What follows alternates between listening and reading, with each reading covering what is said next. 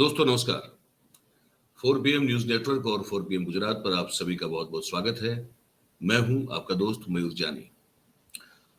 और दोस्तों आज जिस मुद्दे पे बात करनी है, जिस खबर पे बात करनी है, उस पर अगर आपको याद हो तो हम कुछ महीनों पहले बात कर चुके हैं। वो मामला अलग है कि वो मुद्दा और वो जो विषय है वो एक बार फिर से अभी खुला है। वो इसलिए खुला है क्योंकि जब बहन बेटियों की सुरक्षा की बात भारतीय जनता पार्टी की सरकार जो करती रहती है लगातार, बेटी बचाओ बेटी पढ़ाओ का नारा देना, फिर कहीं भी किसी भी मंच पे खड़ा होके ये बोल देना, चाहे वो इस देश का गृह मंत्री हो या प्रधानमंत्री हो या फिर राज्य का गृह मंत्री हो या मुख्यमंत्री हो, आप कोई भी पकड़ लीजिए, वो बातें इतनी बड़ी करते हैं विशेष रूप से महिलाओं की सुरक्षा को लेकर कि आपको लगता है कि बस यही तो राम राज्य है और क्या चल रहा है। लेकिन वास्तविकता कुछ अलग है, आंकड़े कुछ अलग है। देश में जो महिलाओं के गुम होने का जो आंकड़ा आया था वो अभी का है, लेकिन हमने इस पर एक बहुत कुछ समय पहले खबर कर दी थी। और उस समय भी जो है जिस मुद्दे को उठाया था वो कांग्रेस के प्रवक्ता हैं पार्थीराज सिंह कठवाड़िया। और अब विवाद इस मुद्दे पर ये है, गुजरात को लेकर है, इन पर्टिकुलर में बात कर रहा हूँ। और दर्शकों को मैं ये बताना चाहूंगा, इसको आप पूरी तरह से ध्यान से सुनिएगा कि गुजरात में महिलाओं के गुमशुदा होने का जो आंकड़ा है उसमें सरकार जो राज्य की है और सरकार जो केंद्र की है तो डबल इंजन, लेकिन दोनों इंजन में कहीं जो है वो सिनर्जी नहीं दिखती है अगर आंकड़ों की बात करें तो, और विसंगतता है। सवाल फिर ये होता है कि जो राज्य सरकार आंकड़ा बता रही है महिलाओं के गुमशुदा होने का और जो केंद्र सरकार आंकड़ा बता रही है महिलाओं के गुमशुदा होने का, उसमें जो डिफरेंस है वो फर्क कैसे हो सकता है। और अगर वो फर्क है तो फिर जो वो महिलाएं जिसका कोई रिकॉर्ड आपको अता पता नहीं है तो वो है कहाँ पे। इन सब चीजों पर हमने सोचा आज पार्थीराज भाई को ही बुलाते हैं और उनको जोड़ के उनसे आपके साथ रूबरू करवाते हैं और उन्हीं से पूछते हैं कि ये पूरा मामला अब ये कहाँ जाके अटका है और इतना विवाद ये क्यों हो रहा है और क्या मंशा हो सकती है ये विसंगतियां जो है वो दिखाने की। सरकार तो वहां भी बीजेपी की, यहाँ भी बीजेपी की है, और क्या ये सब देखते हुए लगता है कि हमको कि महिलाओं की सुरक्षा को लेकर सही में ये जो सरकारें हैं ये कहीं सही में गंभीर हैं क्या। तो हमने सोचा बुला लेते हैं उनको, तो उनको हमने आमंत्रित किया हुआ है। तो हम स्वागत करते हैं पार्थिव भाई आपका और 4PM पे, 4PM गुजरात पे। अब ये मुद्दा आपने फिर से उठाया, हमने बिल्कुल इस पर पहले बात की हुई थी, तो आप बताइए कि पार्थिव भाई एक्चुअली स्टेटस क्या है, जरा दर्शकों को विस्तार से बताइए हमारे।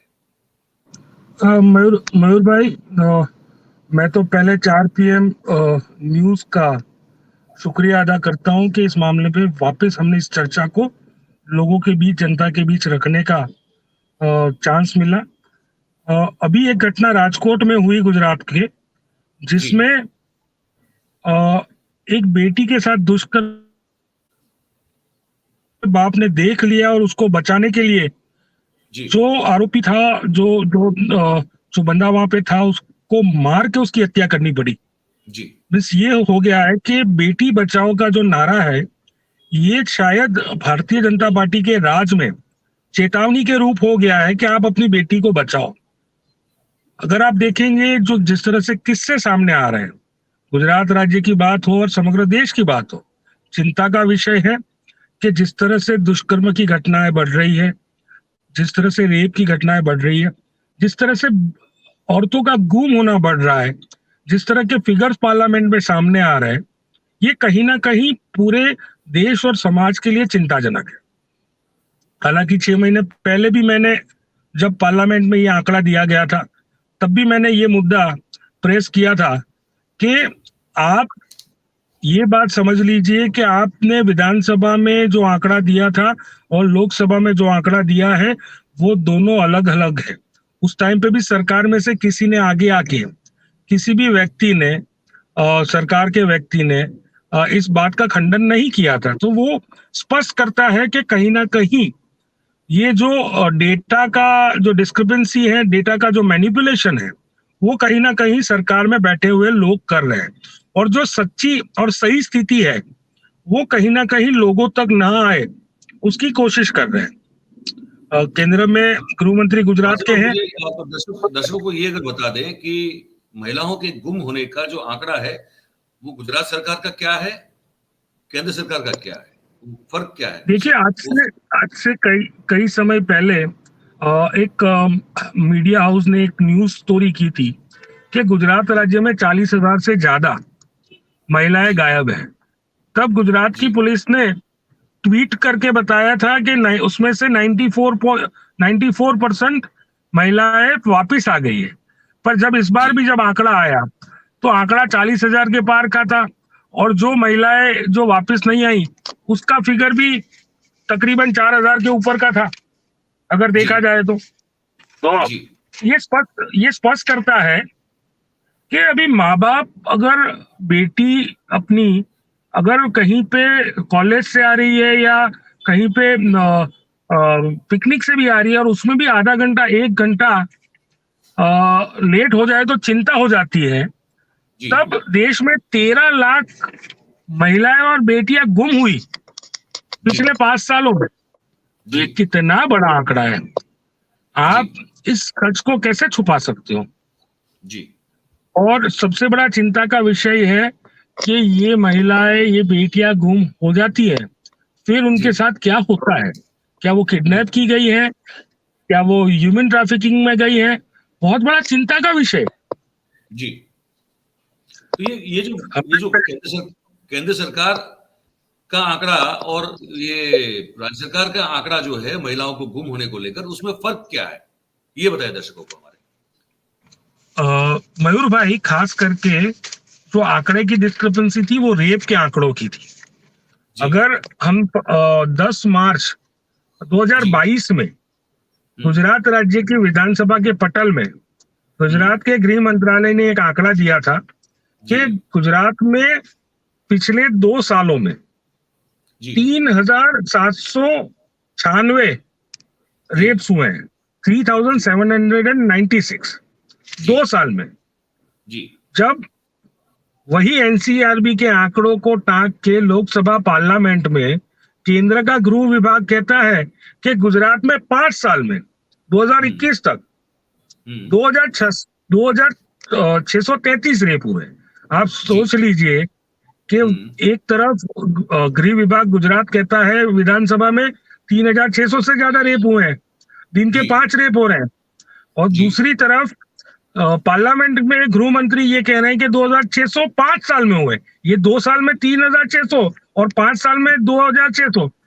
हजार रेप कैसे घट गए वो समझ में नहीं आ रहा। बिल्कुल, आंकड़ा तो उससे ज्यादा होना चाहिए 5 साल में। बिल्कुल।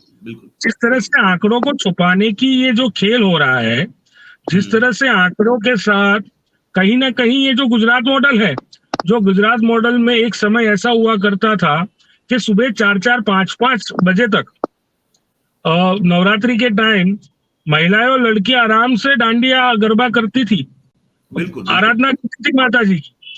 आज 12 बजे तक का टाइम हो गया है और अभी भी ऐसी पोजीशन है कि गुजरात में महिलाएं और बच्चियां सुरक्षित नहीं है। वो फिगर्स कह रहे हैं। अगर हम 18 साल से नीचे की लड़कियों की बात करें तो 18 साल से नीचे की लड़कियां गुजरात राज्य में 7,430 जितनी लड़कियां पिछले 5 साल में गायब हुई है, मिसिंग है, गुम हुई है।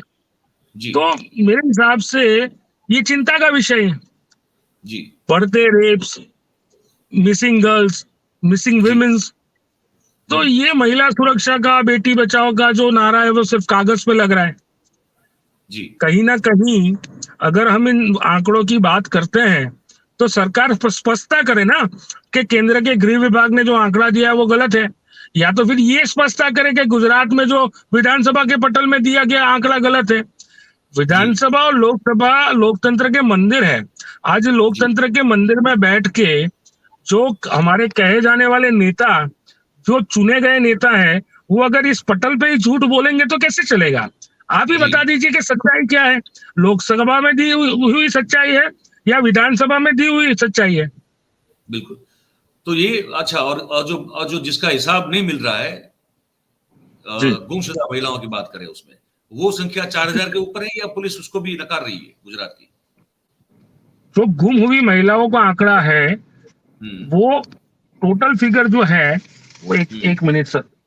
हाँ बिल्कुल, अब आप देख लीजिए अपने पास जो फैक्ट शीट है उसको। ये तो 3 साल में 13.13 लाख पूरे देश की जो लड़कियां गुम है उसकी बात है। 5 साल में गुजरात राज्य में 41,798 महिलाएं गुम हुई है जी। ठीक है। और ये गुजरात सरकार अपने ऑफिशियल ट्विटर पे बोलती है कि हमने 94.90% महिलाओं को वापस लाया है, और दूसरी तरफ उसी में से 2124 जितनी महिलाएं गुम है ऐसा भी लिखा गया है ट्विटर में अभी भी। और दूसरी तरफ जो पार्लियामेंट का आंकड़ा आता है उसमें बताते हैं 4,984 यानी 4,984 महिलाएं अभी भी नहीं मिली है। नहीं मिली। तो ये तो 10% से ज्यादा हो गया ना। बिल्कुल। तो आप एक तरफ बोल रहे हैं कि हमने 95% लोग औरतों को वापस गुम हुई है उनको वापस ले आए, और अभी भी 4,900 मिसिंग है, तो उसका मतलब तो ये 10% से ज्यादा हो गया। उसका मतलब आप झूठ बोल रहे हैं लोगों से। तो कौन सा आंकड़ा सही माने, केंद्र सरकार का माने या राज्य सरकार का माने?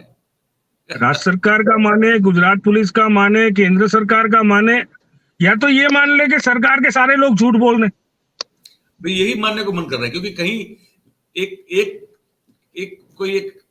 एक आंकड़ा नहीं आ रहा है ना। दो अब आंकड़ा तो एक ही जगह से निकलता होगा। देखिए सही बात है। एनसीआरबी को दिए गए आंकड़े में मुझे ऐसा लग रहा है कि अगर देखा जाए अभी भी हमारे पास 2021 तक का ही एनसीआरबी का डेटा पब्लिश्ड है। आप मुझे ये बताइए कि 2022 को बीते हुए आज ये 8वां महीना शुरू हो गया है, 7 महीने हो चुके हैं। तो आप 7 महीने में 2022 का क्राइम रिकॉर्ड भी आप डिक्लेयर नहीं कर पाए। क्यों नहीं कर पाए? क्यों छुपा रहे हैं उस डेटा को? सरकार के पास तो जितने भी एफआईआर होती है वो तो सारी ऑनलाइन होने लगी है, तो आप वो डेटा क्यों छुपा रहे हैं? अभी तो आपको हर पुलिस स्टेशन में जा जाके पूछना नहीं पड़ेगा, और सरकार के पास उसका रिकॉर्ड है। तो वो रिकॉर्ड आज एनसीआरबी का डेटा केंद्र का गृह मंत्रालय क्यों नहीं डिक्लेयर कर रहा है, क्यों छुपा रहा है? और ये बड़ी गंभीर बात इसलिए हो जाती है पार्थीराज भाई, क्योंकि ये आप सदन में बता रहे हैं। सदन में, या विधानसभा भी जो है वो चुने हुए प्रतिनिधियों का सदन है, और लोकसभा भी जनता के चुने हुए प्रतिनिधियों का सदन है, और वहां अगर आप ऑन रिकॉर्ड झूठ बोल रहे हैं तो ये तो बहुत बड़ा गुनाह है। और अगर आप झूठ नहीं बोल रहे हैं तो आप इसकी क्लैरिटी कीजिए ना। इसी मुद्दे पे 6 महीने पहले आंकड़ों पे हमने आप पे सवाल उठाए थे। यही सवाल थे कि आप रेप के आंकड़े क्यों अलग अलग बता रहे हैं। आप बता दीजिए कौन सा आंकड़ा सही है। अभी भी आप वही आंकड़े बता रहे हो, तो आप तो उसकी क्लैरिटी करने के बजाय झूठ पे ऊपर झूठ बोल रहे हैं। हम 100 बार झूठ बोल के उस झूठ को सच बना देंगे तो वो सच नहीं बनेगा। वो नहीं बनेगा, वो बात तो सही है। और इस पर जो है अब सवाल ये भी है, सवाल क्या मतलब, तो इसको सवाल कहें या अपने जो हम फील कर रहे हैं उस वो बात कह दें, मतलब जो अनुभव हो रहा है, अनुभूति हो रही है, यही हो रही है कि जितना भी आप पर्दा उठा दो सच से, है ना, और झूठ से, और सच दिखा दो, कोई फर्क नहीं पड़ रहा है। सत्ता में बैठे लोगों को कोई फर्क नहीं पड़ रहा है। वो बार बार मयूर भाई बार बार झूठ बोल रहे हैं, बार बार लोगों को ये क्या पागल समझ रहे हैं, मूर्ख समझ रहे हैं, तो ये भूल कर रहे हैं। जिस तरह से ये टेकन फॉर ग्रांटेड जनता को ले रहे हैं कि हम तो वैसे भी चुनाव जीत जाएंगे, हम आपको सच नहीं बताएंगे, हम तो झूठ बोलते रहेंगे और हम तो चुनाव जीत जाएंगे। इस प्रकार की मानसिकता जो सत्ता में बैठे हुए लोगों में आ गई है, मुझे ऐसा लगता है कि वो जनता को और विपक्ष को साथ मिलकर उसको दूर करनी चाहिए। कि आप कैसे जनता के साथ इतने संवेदनशील मुद्दे पे, महिला सुरक्षा के मुद्दे पे, बेटियों की सुरक्षा के मुद्दे पे, बलात्कार दुष्कर्म के मुद्दों पे, गैंग रेप के मुद्दों पे, अलग अलग मुद्दों पे आप झूठ बोल रहे। जो हमारी बहनें, हमारी माताएं जो गुम हुई हैं उसके ऊपर झूठ बोल रहे, क्यों छुपा रहे हैं सच को? अगर सीधा गणित भी गिन ले, अभी हम गिन कर ले, राज्य सरकार कह रही है कि हमने वो कह रही है कि 2600 के आसपास महिलाएं जो हैं वो अब तक। केंद्र सरकार कह रही है दोनों के बीच में जो आंकड़ों में फर्क है महिलाओं के गुमशुदा होने का, वो फर्क कितना बनता है? कितनी महिलाएं जो हैं वो जो जिसको कहते हैं ना कि वो इसका 2000 से ऊपर, 2000 से ऊपर महिलाओं का फर्क पड़ रहा है। तो वो उसका हिसाब वो कहाँ है वो महिला फिर? वही अभी तक नहीं मिली है। किस रिकॉर्ड में है वो महिला फिर? अभी भी वो गुमशुदा में के रिकॉर्ड में है। पर ये तो कह रहे हैं ना, हमने तो, राज्य सरकार तो कह रही है कि अब तो 91 पॉइंट समथिंग वापस लेके आ चुके हैं। वहां तो लोकसभा का आंकड़ा कहता है कि अब तो, तो अगर वो उसको सच मान ले तो 10% से ज्यादा अभी भी गुम है। तो ये जो वही कह रहा हूँ ना इसका कि जवाब यही देगा। यही यही तो प्रॉब्लम है कि केंद्र सरकार के आंकड़ों के हिसाब से पूरे गुजरात की अभी भी 4,984 महिलाएं मिसिंग है। 4,984 बहुत बड़ा आंकड़ा है। मैं वही कह रहा हूँ कि हमारे घर की बहन बेटी महिला 1 घंटा भी लेट आ जाए तो हम चिंता में पड़ जाते, कहाँ गई। बिल्कुल। और अभी इन परिवारों के साथ, इन परिवारों के ऊपर क्या बीत रही होगी वो तो वो परिवार ही समझ सकता है। बिल्कुल। और इस तरह के आंकड़ों के साथ मेरे हिसाब से जिस तरह से खिलवाड़ हो रहा है, मैनिपुलेशन हो रहा है, सरकार को नहीं करना चाहिए, स्पष्टता करनी चाहिए और उस दिशा में काम करना चाहिए। आपको क्या लगता है बतौर विपक्ष भी और एक जागरूक नागरिक होने के नाते भी, कि ये मयूर सब भाई, घोटाला करने के, आंकड़ों का घोटाला करने के पीछे क्या मंशा आंकड़ों हो? का आंकड़ों का घोटाला करने के पीछे इनकी मंशा स्पष्ट है कि जो गुजरात का मॉडल है, जो हाई क्राइम रेट बढ़ रहा है, महिलाओं के ऊपर दुष्कर्म बढ़ रहे हैं, हमने पहले भी देखा था। पोक्सो के केसेस बढ़ रहे हैं, हमने पहले भी देखा था कि महिलाओं के गुम होने की घटनाएं बढ़ रही है। तो कहीं ना कहीं ये जो गुजरात मॉडल है, जो दो नेता दिल्ली में बैठे हुए हैं, बड़े नेता भाजपा के, एक प्रधानमंत्री है, गृह मंत्री है, उनकी उनकी अलग अलग प्रदेशों में किरकिरी होगी कि ये बात करते हैं गुजरात की, गुजरात नहीं संभाल पा रहे और देश संभालने की बात कर रहे हैं। आज आज ये हिम्मत दुष्कर्म करने वालों में क्यों बढ़ी? आपने बिल्किस बानो जैसी महिला जिसके ऊपर गैंगरेप हुआ था, उसके उसके बलात्कारियों को संस्कारी बोल के छोड़ दिया। बहुमान भी आज किया, कुलदीप, बहुमान किया, हाँ, बहुमान उनका किया। बहुमत किया। लोकसभा का सांसद उनको साथ बिठाता है प्रोग्राम्स में। आप देख लीजिए, कुलदीप सेंगर, चिन्मयानंद, हाथरस की घटना, कठुआ में बलात्कारियों के सपोर्ट में रैली निकालना। तो ये प्रकार की जो मानसिकता वाले लोग जो आज सत्ता में बैठे हैं, बेशर्मी से ये कर रहे हैं। मुझे लगता है कि देश की महिलाओं को जागरूक होना पड़ेगा। और ये जो प्रकार की, महाभारत भी जब द्रौपदी के साथ अन्याय हुआ उसके बाद ही महाभारत हुआ था। ये भी धर्म की लड़ाई है। जिस धर्म के नाम पे आप लोगों को लड़वाते हो, धर्म की लड़ाई तो ये है कि जो कमजोर है उसकी रक्षा करना, सुरक्षा करना। धर्म तो ये कहता है, तो आप इस महिला की रक्षा कर, महिलाओं की रक्षा में आप क्या करेंगे? मुझे ऐसा लगता है कि देश की महिलाओं को जागरूक होना पड़ेगा और इस तरह की मानसिकता वालों को सत्ता से दूर करना पड़ेगा। चलिए पार्थिव भाई, आपने बहुत महत्वपूर्ण जानकारी दी हमारे दर्शकों को कि किस तरह से जो है वो मैनिपुलेट किया जा रहा है आंकड़ों को, और बहुत संवेदनशील सब्जेक्ट में, जहां मतलब कि हमारी बहन बेटियों के गुम होने की बात होती है, ऐसे विषय में भी जो है वो चीजों को छुपाने की बात कोशिश की जा रही है। तो ये तो बड़ी गंभीर बात है और इस मुद्दे पर आपने आवाज उठाई है, आपने बहुत अच्छा काम किया है। और मैं इस मौके पे मैं हमारा एक दोस्त है, आप भी जानते हैं, दिलीप सिंह क्षत्रिय, जो कि न्यू इंडियन एक्सप्रेस में है, और उसने भी बड़ी एक हिम्मत से जो है बहुत बढ़िया रिपोर्ट छापी थी इस पूरे मामले में। और फिर उसके बाद वो मुझे पता चला कि उसको बहुत परेशान किया गया। He was trolled and he was मतलब कि कॉर्नर फोन लाइक करके धमकियां दी, सुना है। मैंने उसको ये ये सब तक हुआ। सुना है कि उनको फोन करके धमकियां भी मिली थी। जी जी जी जी जी, तो वो तो अब तो मतलब कि अब ये यहाँ तक मामला हो चला है कि वो कल देख रहा था न्यूज लॉन्ड्री का, वो पत्रकार था, वो अनमोल, वो गुरुग्राम में वो गया था वो कवर करने के लिए। वो आए कुछ, पता नहीं वो बजरंग दल वाले थे या वीएसपी वाले, मतलब वो थे दोनों में से कोई एक ही थे।